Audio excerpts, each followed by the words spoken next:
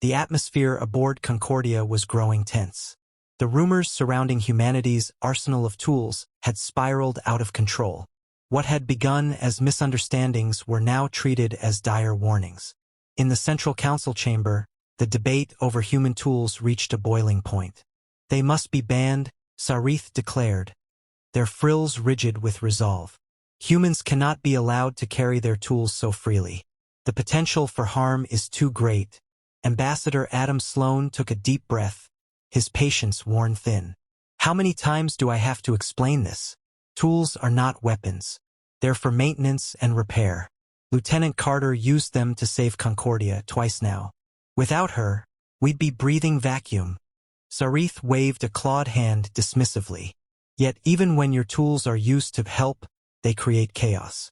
Sparks flew, panels were torn open, and breaches were sealed with adhesive patches. This is not how civilized species operate. Our nanotech achieves the same results without destruction. A reptilian Krylax security officer, seated nearby, leaned forward. Your argument assumes intent, Ambassador Sloan. Even if humans mean no harm, their tools are dangerous in the wrong hands. We have already seen this.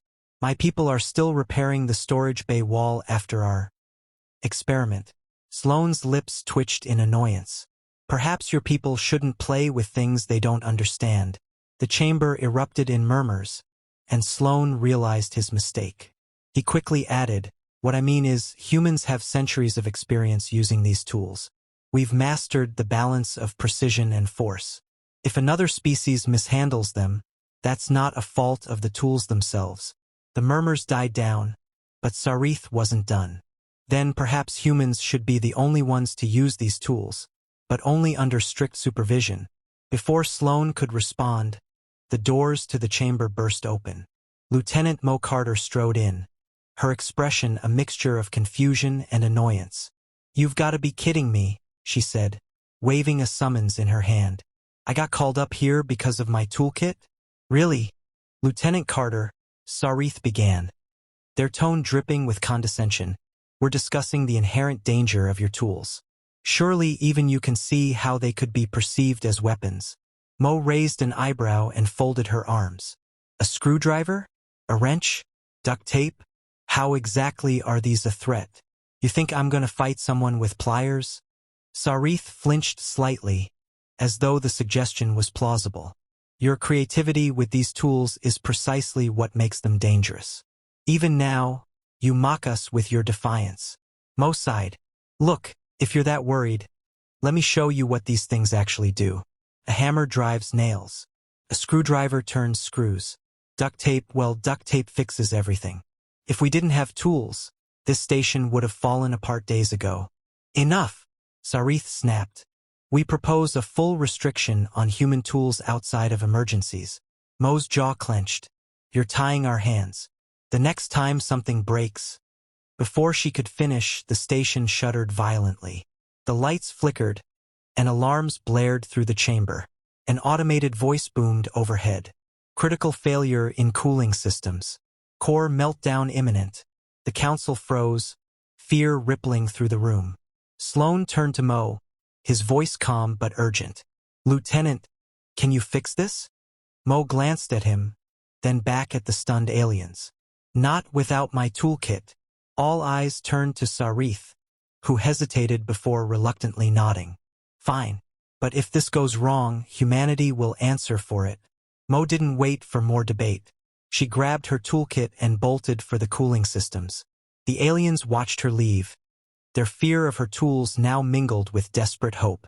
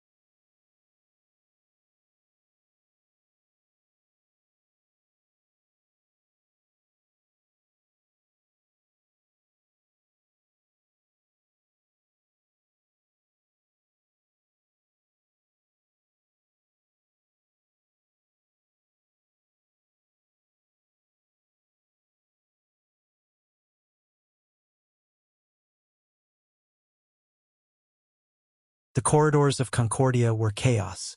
Emergency lights flashed red, and automated warnings blared.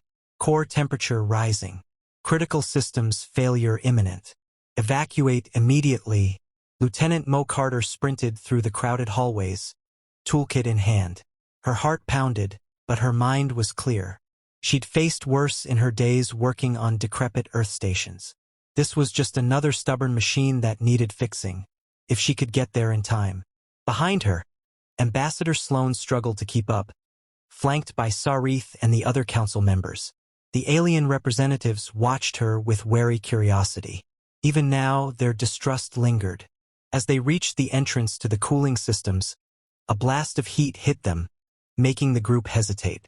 The air shimmered, and the sound of failing machinery roared through the chamber beyond. "You're going in there?" Sarith asked incredulously, their frills quivering. "Unless you've got another plan," Mo shot back. She stepped through the threshold without waiting for a response. The cooling systems were a nightmare. Steam hissed from ruptured pipes, and glowing red cracks spread across the reactor casing. Mo dropped to her knees, yanking a wrench from her kit. She worked quickly, tightening valves and redirecting pressure to buy herself time. Sloan and the council members watched from the relative safety of the observation deck. Sarith paced nervously. "This is reckless. One mistake, and the entire station will be destroyed." Sloan folded his arms. "Do you have a better option?" Sarith fell silent, their gaze fixed on the human below. Mo's hands moved with practiced precision, but the damage was extensive. A ruptured coolant pipe hissed dangerously close, spraying a fine mist of toxic vapor. She cursed under her breath, reaching for her duct tape. The adhesive strip held the pipe together long enough for her to reroute the system, but the heat was unbearable. Sweat poured down her face as she turned her attention to the reactor's stabilizers. Her crowbar came next, prying open a jammed panel.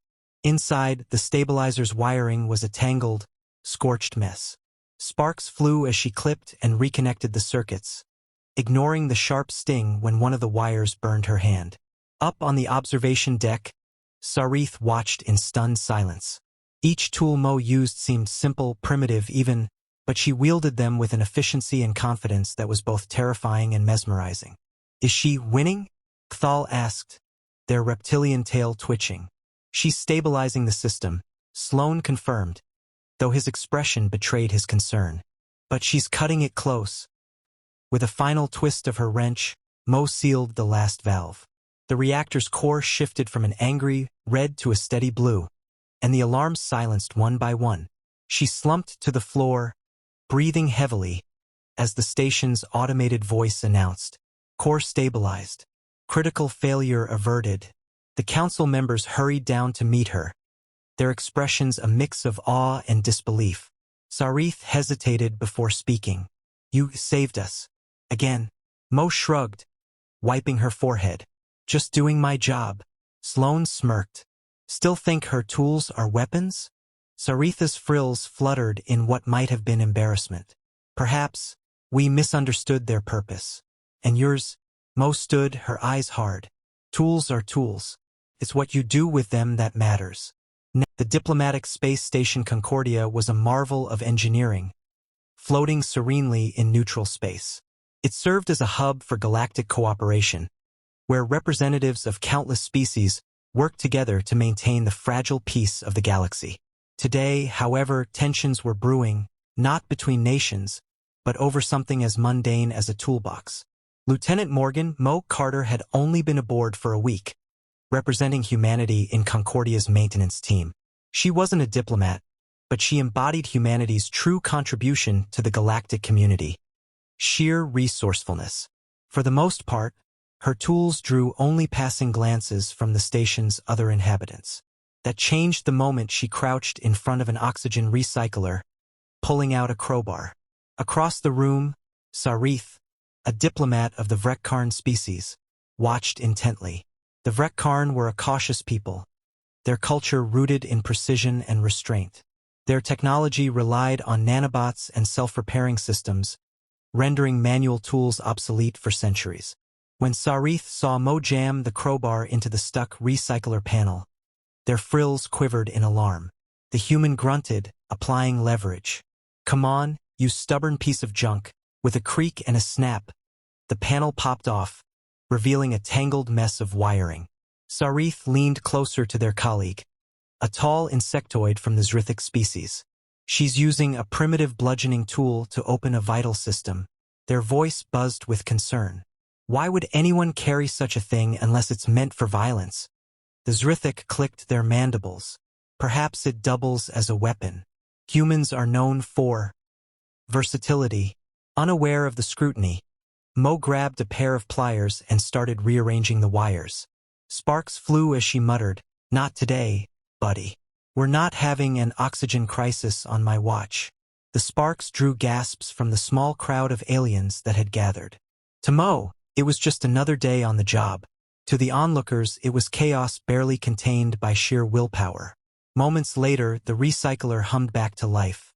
Mo wiped her hands on her pants and turned to the gathered aliens with a smile. "All fixed. Just needed a little elbow grease." The crowd dispersed quickly, murmuring amongst themselves. To Sarith, this was no small repair. It was a declaration of humanity's reckless disregard for safety. By the time word of the incident reached the station's central council, the story had grown. What began as "the human fixed the recycler" became "the human attacked the recycler with a primitive weapon and subdued it through violent ingenuity." Sarith presented their concerns at an emergency meeting. "Humans are not like us," they began, their frills fanning out in emphasis. "They carry tools that can double as deadly weapons. They solve problems not with precision, but with force. This is a matter of security." Across the table, Kthal, a hulking reptilian representative of the Krylax, let out a low hiss. "If humans can turn their tools into weapons, perhaps we should ensure they don't turn them against us." The human ambassador, a wiry man named Adam Sloan, raised a hand. "With all due respect, humanity's tools are exactly that, tools. They're not weapons. Lieutenant Carter used them to repair your station, not harm it." Saritha's frills flattened, their tone sharp. "You call a device designed to pry metal apart a tool? What do you call a device designed to crush bones? A toy?" Sloan sighed. "The crowbar is for leverage. It's a practical application of physics, not a weapon." The debate grew heated, but it was cut short by an urgent alert. "Attention! Hull breach detected in Sector 14. All maintenance personnel report immediately." Mo was already halfway to Sector 14 when the alert sounded. The breach wasn't large, but the station's automated systems were struggling to seal it. She grabbed her toolkit and sprinted to the airlock. She arrived to find chaos. The breach had damaged the bulkhead, and the aliens assigned to maintenance were frozen in indecision, their advanced tools struggling to interface with the station's outdated systems. "Step aside," Mo barked. She dropped to her knees, pulling a roll of duct tape from her kit. The aliens stared as she patched a critical crack in the bulkhead with a few swift motions.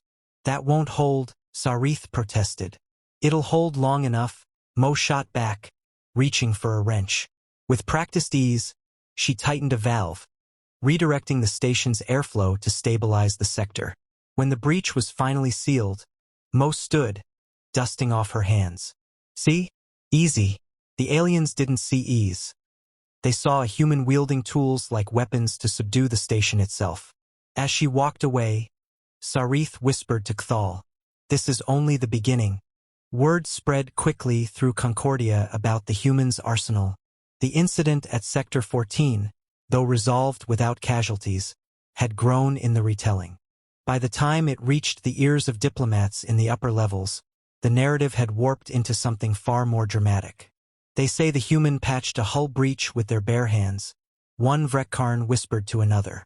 No, corrected a Zrithic engineer. "It was with their primitive adhesive weapon. They call it duct tape." The station's central council soon convened to address the growing unease. Sarith, who had witnessed Mo Carter's work firsthand, presented what they believed to be compelling evidence. A hologram flickered to life in the middle of the council chamber, showing the human toolkit. "This," Sarith began, "is no mere collection of tools. It is an arsenal of devastatingly versatile weapons. Observe the hammer, a device designed for blunt force trauma. The crowbar, a lever capable of prying open reinforced panels and, undoubtedly, skulls. And the adhesive strip they call duct tape, a material capable of binding objects or individuals with alarming efficiency. Murmurs rippled through the chamber. A small, amphibious representative from the Orlin leaned forward. Have humans weaponized adhesives? That seems excessive. Saritha's frills quivered with conviction. Humans weaponize everything. They don't rely on nanotech or plasma welders. They use physical tools, crude, dangerous, and effective in ways we cannot predict. Across the table, Ambassador Adam Sloan rubbed his temples. With all due respect, you're misunderstanding the purpose of these tools. They're for repairing things, not for combat. Saritha's frills flattened in irritation. Then why are they so violent in application? Your engineer did not repair the recycler. She subdued it. She did not seal the hull breach. She fought it into compliance. Sloan struggled to maintain his composure. Humans approach problems with ingenuity and pragmatism. Our tools are designed to adapt to any situation, which is why they seem so versatile. Yes, a hammer can drive nails or break things, but it's not inherently a weapon. The council seemed unconvinced. Sarith capitalized on their hesitation. I propose that humans be barred from carrying these tools outside of emergencies. They are a threat to the safety and stability of Concordia. The motion was met with cautious agreement from several council members, but before a vote could be taken, another story broke. Late that evening, a Krylac security officer, curious about the human toolkit, decided to investigate it firsthand. They borrowed a confiscated set of tools and began experimenting in a storage bay. At first, they examined the screwdriver, twisting it tentatively in their claws. Then they activated a power drill, the whirring sound startling them so much that they dropped it. But the real disaster came when they tried to wield a reciprocating saw. The moment the blade began moving, it tore through the air with a ferocity that sent the Krylacs scrambling backward, yelping in fear. The incident left a hole in the wall, a shaken Krylax, and more rumors for the station to devour. By morning, the human toolkit was no longer a curiosity. It was a symbol of fear. Sarith, seeing an opportunity, addressed the council again. You see, even the bravest among us cannot control these human devices. Imagine what the humans themselves could do if they intended harm. Ambassador Sloan sighed heavily. It was going to be a long week.